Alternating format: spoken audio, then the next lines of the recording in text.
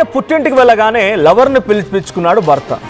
ఆ తర్వాత ఏం జరిగిందో తెలియదు కానీ ఆ లవర్ని చంపేసి, ఆ ప్రియురాల్ని చంపేసి ముక్కలు ముక్కలుగా చేసి ఫ్రిడ్జ్లో పెట్టాడు. ఇప్పుడు తల కనిపించట్లేదట. హతమార్చి ఫ్రిడ్జ్లో 2 మూటలు గట్టి పెట్టిన తర్వాత స్వయంగా మళ్ళీ ఆయన వెళ్ళి పోలీస్ స్టేషన్ లొంగిపోయాడు. ఈ సంఘటన వైజాగ్లో జరిగింది. వైజాగ్ ఎల్బీ నగర్లో జరిగింది.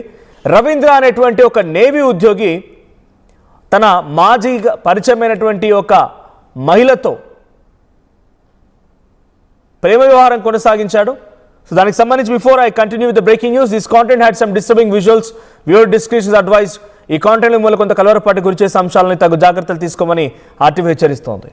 వైజాగ్ ఎల్బీ నగర్లో ఈ దారుణం జరిగింది. ఇక రైట్ సైడ్ ఫోటోలో కనిపిస్తున్నటువంటి ఆ అమ్మాయే రవీంద్ర ప్రియురాలు. సో రవీంద్ర నేవీలో ఉద్యోగం చేస్తున్నాడు, టెక్నీషియన్గా పనిచేస్తున్నాడు. సో తన భార్య ఇటీవల పుట్టింటికి వెళ్ళింది. అటు భార్య పుట్టింటికి వెళ్ళగానే రవీంద్ర ఈ అమ్మాయి మౌనికని తన ఫ్లాట్ పిలిపించుకున్నాడు. సో ఇద్దరికి ముందుగానే పరిచయం ఉంది, పెళ్లి కంటే ముందే పరిచయం ఉంది. ఆల్రెడీ రవీంద్రకి పెళ్ళయింది కూడా. సో అయినప్పటికీ ఆ మౌనిక అనేటువంటి అమ్మాయిని, తన ప్రియురాల్ని ఇంటికి పిలిపించుకున్నాడు రవీంద్ర. ఆ అమ్మాయి ఇంటికి వచ్చింది. సో ఆ తర్వాత ఏం జరిగిందో తెలీదు. అంతలోనే ఒక్కసారిగా ఆ అమ్మాయిని హతమార్చి ముక్కలు ముక్కలుగా చేసి 2 సంచుల్లో మూటగట్టి ఫ్రిడ్జ్లో పెట్టి ఆ తర్వాత స్వయంగా రవీంద్ర అనే పోలీస్ స్టేషన్కి వెళ్ళిపోయి పోలీస్ స్టేషన్ లొంగిపోయాడు. ఆ తర్వాత పోలీసులు ఆయన ఇంటికి తీసుకొచ్చి ఆ ఫ్రిడ్జ్ డోర్ ఓపెన్ చేస్తే ఆ శరీర భాగాలన్నీ కూడా ముక్కలు ముక్కలుగా చేసి ఆ ఫ్రిడ్జ్లో పెట్టినటువంటి సంచిలో గమనించారు. కానీ ఇక్కడ బిగ్ ట్విస్ట్ ఏంటంటే ఆ అమ్మాయి తల మాత్రం కనిపించట్లేదంట. ఆ అమ్మాయి తల మాత్రం కనిపించట్లేదు. ఇప్పుడు దానికోసం రవీంద్రని పోలీసులు విచారిస్తున్నారు.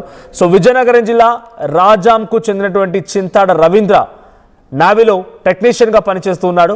అయితే మౌనిక రవీంద్రకి గత కొంతకాలంగా పరిచయం కూడా ఉంది. సో నెల కిందట తన భార్య పుట్టింటికి వెళ్ళడంతోనే రవీంద్ర తన ప్రియురాల్ని ఫ్లాట్కి పిలిపించుకున్నాడు. సో ఇద్దరి మధ్య గొడవ జరిగిందట. ఇప్పుడు రవీంద్ర పోలీసు ముందు కన్ఫెస్ చేస్తున్న స్టేట్మెంట్ ఏంటంటే, నన్ను డబ్బులు అడిగింది అని చెప్పేటువంటి మాటను రవీంద్ర చెప్తున్నాడు. ఆ అమ్మాయి అంటే తన ప్రియురాలు డబ్బులు అడిగిందంట. డబ్బులు అడగడం మూలంగానే నేను పదే పదే వేధిస్తుండడంతోనే, డబ్బులు కావాలని చెప్పి వేధిస్తుండడంతోనే నేను మౌనికని హతమార్చాను అని చెప్పి రవీంద్ర అంటున్నాడు. రవీంద్ర ఎంత దారుణంగా ఆ అమ్మాయిని హతమార్చాడు అంటే నిజంగా కొన్ని విజువల్స్ ఇక్కడ మీకు చూపించలేకపోతున్నాం. కానీ ఆ ఫ్రిడ్జ్లో ముక్కలు ముక్కలుగా ఆ అమ్మాయి శరీర భాగాల్ని, కాళ్ళని, చేతులని, తర్వాత ఇతర భాగాలని చాలా దారుణాతి దారుణంగా ఆ అమ్మాయి మృతదేహాన్ని ముక్కలు ముక్కలుగా చేసి 2 సంచుల్లో వేసి ఫ్రిడ్జ్లో పెట్టేశాడు. మనిషికి ఎంతలా సైకోయిజం ఉంటే, ఎంతలా క్రూరత్వమైనటువంటి మనసు ఉంటే, ఐడియాలజీ, కనీసం కొన్ని సందర్భాల్లో రక్తం చూస్తేనే మనం కళ్ళు తిరిగి పడిపోయే సిచ్యువేషన్లో నుంచి, చిన్న గాయం అంటే అమ్మో అమ్మో అని చెప్పేటువంటి ఆ సిచ్యువేషన్ నుంచి తను ప్రేమించి ప్రియురాల్ని ఇలా దారుణంగా ముక్కలు ముక్కలు చేయడం ఏంటి? అంతకుముందు మనం చూసాం మీర్పేటలో ఇదే సంఘటన. తన భార్యని వేరే ఒక వివాహితర సంబంధంలో భాగంగా తన భార్యని హతమార్చాలనుకున్న భర్త, ఆయన కూడా army officer, retired army officer. So దారుణంగా హతమార్చి కుక్కర్లో ఉడికించి తర్వాత పొడి చేసి, గ్రైండర్ వేసి పొడి చేసి చెరువులో పడేశాడు. ఇక్కడ దాదాపుగా అదే మాదిరిగా రవీంద్ర ప్రయత్నం చేయబడినట్టు కనబడుతోంది. సో చాలా దారుణంగా ఆ అమ్మాయిని చేతులు, కాళ్ళు, మొండం అన్నీ విడిబేరు చేసేసి ముక్కలు ముక్కలుగా ఫ్రిడ్జ్లో పెట్టేశాడు. ఈ వార్త చెప్పాలంటే కూడా కొంత ఇబ్బందిగా ఉంది ఊహిస్తేనే. సో ఒక్కసారి అక్కడ సంఘటన స్థలంలో ఏం జరిగిందో ప్రతినిధి తెలుసుకునే ప్రయత్నం చేద్దాం. సో ప్రతినిధి రామచంద్ర సిద్ధంగా ఉన్నారు ఫోన్ లైన్లో. రామచంద్ర, ఏం జరిగింది? రవీంద్ర ఇంత దారుణానికి ఒడిగట్టడం, ఆ అమ్మాయిని హతమార్చడం, ఆ అమ్మాయి ఆ రవీంద్ర నమ్మి ఆ ఫ్లాట్కి వెళ్ళడం అంతా కొంత ఒక సినిమా స్టోరీ మాదిరిగా కనబడుతోంది. సో ప్రజెంట్ ఇప్పుడు ఆ అమ్మాయి హతమార్చినటువంటి విషయంలో రవీంద్ర ఏం చెప్తున్నాడు? పోలీసులు ఎటువంటి ఎంక్వైరీ చేస్తున్నారు? పోలీసులు ఇది అత్యంత అవమానకరమైన దారుణమైన సంఘటనగానే మీకు అందరికి కూడా తెలుసు. పోలీసులు కూడా అత్యంత లోతుగా, సీరియస్ గా కూడా దర్యాప్తు చేస్తున్న పరిస్థితి ఉంది. అయితే ప్రధానంగా ఇక్కడ నిందితుడు అయితే తనకు డబ్బు కోసం వేధించడం కారణంగా అది చేసినట్టు చెప్తున్నారు. అయితే సహజంగా నిందితులు చెప్పే మాటలని ఒక్కసారి please be on hold, I'll get back to again, మీ దగ్గర నేను మళ్ళీ వస్తాను. సో విజువల్లో ఇక్కడ ఆ తెల్లని సంచిలో మూట గట్టినటువంటి ఆ ఫ్రిడ్జ్లో పెట్టారు చూడండి. అది ఫ్రిడ్జ్, అదంతా కూడా పిక్చర్ ఫుల్గా ప్లే చేయండి దాన్ని.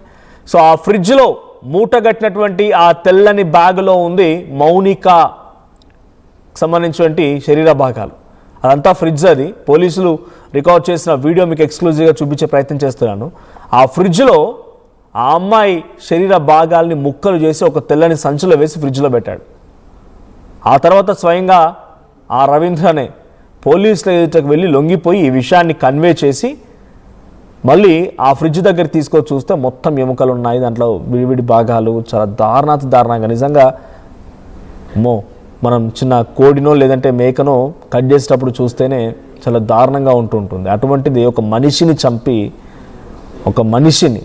చంపి హతమార్చి ఆ మూటలో దాయగలిగాడంటే ఎంతటి మైండ్ సెట్ ఉన్న వ్యక్తి అర్థమవుతుంది, ఎంతటి క్రూరమైన వ్యక్తి అర్థమవుతోంది. సో ప్రజెంట్ ఆ అమ్మాయి తల కనిపించట్లేదంటే పోలీసులు దానికోసమే అన్వేషిస్తున్నారు, రవీంద్రని విచారిస్తున్నారు. Ramachandra, you please continue. అంటే పోలీసులు అంటే రవీంద్ర తనంతటి తానే వచ్చి పోలీసు చేతులు లొంగిపోయారని చెప్తున్నారు. నిజంగానే ఆ అమ్మాయిని హతమార్చి లేదంటే ఆ అమ్మాయి పైన ఇంకేదైనా చేసి ఉండొచ్చు, కానీ ఇంత క్రూరంగా ఆ అమ్మాయిని హతమార్చి ముక్కలుగా చేసి ఫ్రిడ్జ్లో పెట్టడం అంటే ఎలా చూడాలి? ఇంత దారుణమైనటువంటి వ్యక్తి అని మనం ప్రత్యేకంగా చెప్పవసరం లేదు. అంటే ఒక ప్రపంచం అత్యంతమైన క్రూరత్వం ఏదైనా ఉందంటే ఈ రకంగానే ఉంటుంది అనడానికి ఒక నిదర్శనంగా చెప్పుకోవచ్చు. నిందితుడు రవీంద్ర అయితే తనకు డబ్బుల కోసం వేధించడం వల్ల ఈ రకంగా హత్యకు పాల్పడినట్టు చెప్తున్నారు. అయితే సహజంగా నిందితుడు తప్పించుకోవడానికి కొంత జాలి ఇట్లాగా కొంతవరకు ప్రజల్ని డైవర్ట్ చేసే క్రమంలో ఇలాంటి మాటలు చాలా సందర్భాల్లో చెప్తారు. మరి కాసేపట్లో దీనికి సంబంధించి స్పష్టత ఎంతో కొంత వచ్చే అవకాశం ఉంది. అలాగే నిందితుడు కూడా నేరుగా లొంగిపోవడానికి ముందుగా అతని పథకంలో లేదు. ఈ హత్య అనంతరం అతను తన స్నేహితుడు ఎవరైతే ప్రస్తుతం విజయనగరం జిల్లా, గతంలోని శ్రీకాకుళం జిల్లా పాలకొండ నియోజకవర్గంలో తన సొంత గ్రామం, ఆ గ్రామంలో ఒక స్నేహితుడికి ఫోన్ చేసి ఈ రకంగా తాను మౌనికను హత్య చేసినట్టు చెప్పారు. అయితే అతను తనకి చెప్పడం కంటే పోలీసులకు వెళ్ళి లొంగిపోవాలని సూచించాడు. అప్పుడు అతను గాజువాక పోలీసులకు వెళ్ళి లొంగిపోయాడు. సహజంగా చూసుకుంటే ఈ రకం అంటే కారణాలు ఏమైనప్పటికీ ఒక అక్రమ సంబంధాలు, వివాహేతర సంబంధాలు ఉన్న దశలో ఘర్షణలు జరగడం, వాగ్వాదాలు జరగడం జరుగుతుంది. ముఖ్యంగా చూసుకుంటే రవీంద్ర అనే వ్యక్తి వివాహితుడు, ఆమె అవివాహితురాలు. సహజంగా పెళ్లి విషయం కావచ్చు, లేక తమ మధ్య ఉన్న వ్యవహారం బయటకు తెలిసిందని ఇతర అంశాలపై కొంత ఘర్షణ సహజంగా జరుగుతుంది.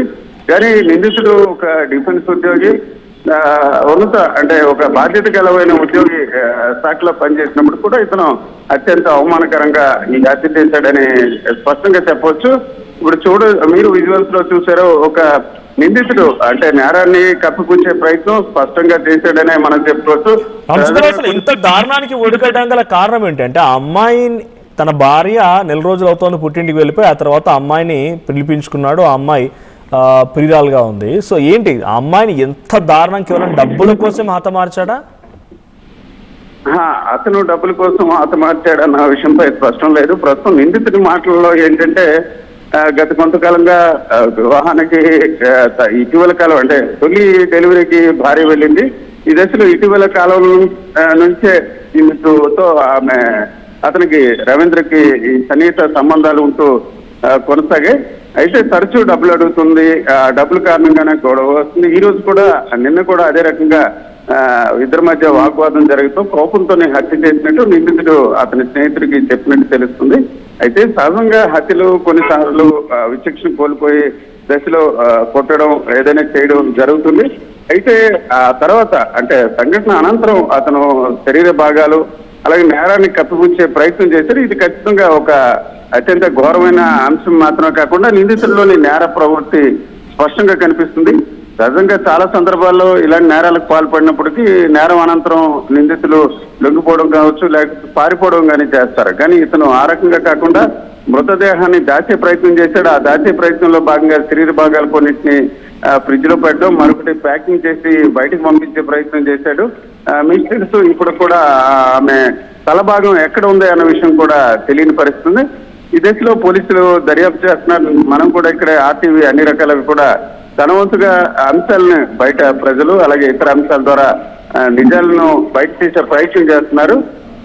అయితే సహజంగా ఈ విషయంలో మాత్రం మనం మౌనిక కుటుంబ సభ్యులను కూడా కలిసే ప్రయత్నం చేస్తున్నాం. మౌనిక విశాఖలోని కైలాసపురం అనే ప్రాంతంలోని శాలిగ్రామపురం అనే ప్రాంతంలో ఆమె చెందిన వ్యక్తి. దాదాపు 26 నుంచి 28 సంవత్సరాల మధ్య వయసు ఉంటుందని తెలుస్తుంది. ఈ దశలో సహజంగా ఒక యంగ్ వేరు, ఒక మిడిల్ ఏజ్ వేరు. సహజంగా ఒక మిడిల్ ఏజ్ కి దాదాపుగా అంటే 28 సంవత్సరాల మహిళ అంటే ఖచ్చితంగా కొంత మిడిల్ ఏజ్ కి వచ్చే పరిస్థితి ఉంటుంది. అలాంటి దశలో కూడా ఒక ఆర్మీ ఉద్యోగితో వివాహేతర సంబంధం అంటే పెళ్ళైన వ్యక్తితో సంబంధం కొనసాగించడం ఇవన్నీ కూడా ఒక అంశాలు కూడా బయటపడుతున్నాయి. అయితే కారణాలు ఏమైనప్పుడు కూడా అంటే వివాహేతర సంబంధాలు కావచ్చు లేక ఇతర కారణాలు అవ్వచ్చు, కారణాలు ఏమైనప్పటికీ నిందితుడు అత్యంత పాశవికంగా ఒక మహిళను హత్య చేయడమే కాకుండా హత్య అనంతరం శరీర భాగాలు ప్యాకింగ్ చేసి పంపడం ఇదంతా కూడా అత్యంత క్రూరం. ఆ మనిషిలోని నేర ప్రవృత్తి స్పష్టంగా మనకు కనిపిస్తుంది. ప్రస్తుతం నిందితుడిని పోలీసులు విచారిస్తున్నారు. ఇప్పటికే 3 పోలీసు బృందాలని ఏర్పాటు చేయడం జరిగింది. ఒక పోలీసు బృందం ఇప్పటికే నిందితుడు చెప్పిన మాటల్లో వాస్తవం ఎంత అన్నది తెలుసుకునే ప్రయత్నం చేస్తుంటే మరొక బృందం పోలీసు ఆ ఇంటి ఏదైతే కీర్తి అపార్ట్మెంట్ గా గాజువాక డ్రైవర్స్ కాలనీ పక్కన ఉంది ఆ కాలనీలోనే అతని అపార్ట్మెంట్ లో కూడా సోదాలు చేస్తున్నారు. నిందితుని మాటలను పూర్తిగా పోలీసులు విశ్వసించే పరిస్థితుల్లో లేరు. నిందితుని విచారించడం ద్వారా కొంత వాస్తవాలు ఎక్కువ మొత్తం వచ్చే అవకాశం ఉండదు కాబట్టి ఆ క్రమంలో పోలీసులు 3 బృందాలుగా విచారణ కూడా కొనసాగిస్తున్నారు. కొంత స్పష్టత మనకు ఒక గంటలోనే వచ్చే అవకాశం ఉంది. ఎందుకంటే నిందితుడు ఒక ఆర్మీ ఉద్యోగి కావడం అలాగే అతను కూడా నిర్భీతిగా ఉన్నాడు. నిందితుడు నిజాన్ని దాచే ప్రయత్నం చేయొచ్చు కానీ హత్య చేశాను అన్న విషయం మాత్రం భయం లేకుండా చెప్తున్నట్టు మనకున్న పోలీసులు చెప్పే మార్పు పట్టించలేదు. ఏదైనప్పటికీ ఈ చింతాడు రవీంద్ర అంటే ఇప్పుడు ఉమ్మడి జిల్లాకు చెందిన ఈ వ్యక్తి చేసిన గౌరవంపై ఇప్పుడు చర్చ కొనసాగుతుంది. Thank you Ramachandra Rao. సో మొత్తంగా వైజాగ్ ఎల్బీ నగర్లో ఈ దారుణం జరిగింది. ఒక అమ్మాయిని చాలా దారుణాతి దారుణంగా హతమార్చి ముక్కలుగా చేసి తన శరీర భాగాల్ని మూట కట్టి ఫ్రిడ్జ్లో పెట్టాడు వ్యక్తి. ఆల్రెడీ తనకు వివాహం అయింది. తన భార్య నెక్స్ట్ డెలివరీ కోసం అని చెప్పి పుట్టింటికి వెళ్ళి 4 రోజులు అవుతోంది. ఈ మౌనిక అనేటువంటి అమ్మాయి తనకి ముందుగానే పరిచయం రవీంద్రకి. సో అమ్మాయిని తన ఫ్లాట్కి పిలిపించుకున్నాడు.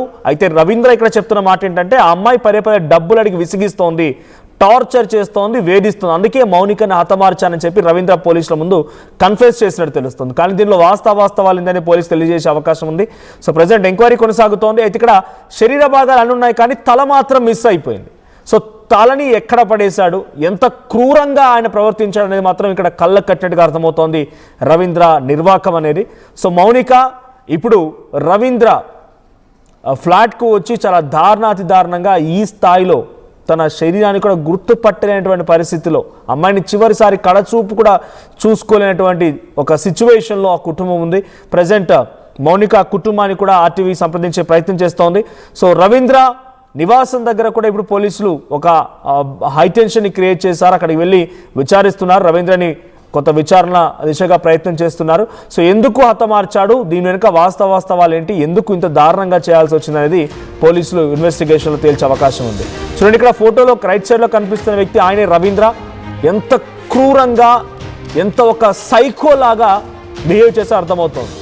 ఒక అమ్మాయిని చాలా దారుణంగా ఎవరైనా సరే అక్కడ అమ్మాయి అబ్బాయిని పక్కన పెడితే ఎవరైనా సరే చాలా దారుణంగా ఎలా ఒక మనిషిని ఒక చికెన్ లానో మటన్ లానో అవి కూడా ప్రాణులే, వాటి నేను అలా చేయమని చెప్పను, కానీ అంతకంటే దారుణంగా ముక్కలుగా కొట్టడం ఏంటి, దానికి ఎంతమంది సహకరించి ఉంటారు, ఒక్కడితో మాత్రమే ఇంతలా జరిగిందా అనేక కోణాల్లో కూడా పోలీసులు విచారించాల్సిన అవసరం ఉంది. సో ఇటువంటి విషయాలు విన్నప్పుడు ఇటువంటి వారిని ఎలా శిక్షిస్తే బాగుంటుంది. గతంలో మీర్పేట కూడా చూసారు మీరు.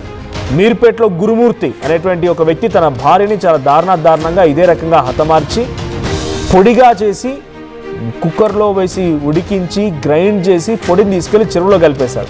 ఇప్పుడు కూడా దాదాపుగా అటువంటి పరిస్థితి రవీంద్ర అనేటువంటి ఈ నిందితులు కూడా చేసిన పరిస్థితి. సో ఒక అమ్మాయిని చాలా దారుణంగా హతమార్చి ముక్కలుగా చేసి ఫ్రిడ్జ్లో పెట్టి ఏకంగా తలను ఎక్కడో పడేశాడంట. ఇప్పుడు ఆ తల కోసం వెతుకుతున్నారు పోలీసులు. సో ఇటువంటి సంఘటనలు విన్నప్పుడు ఇలాంటి వారిని ఎలా శిక్షిస్తే బాగుంటుందో కామెంట్ చేయండి.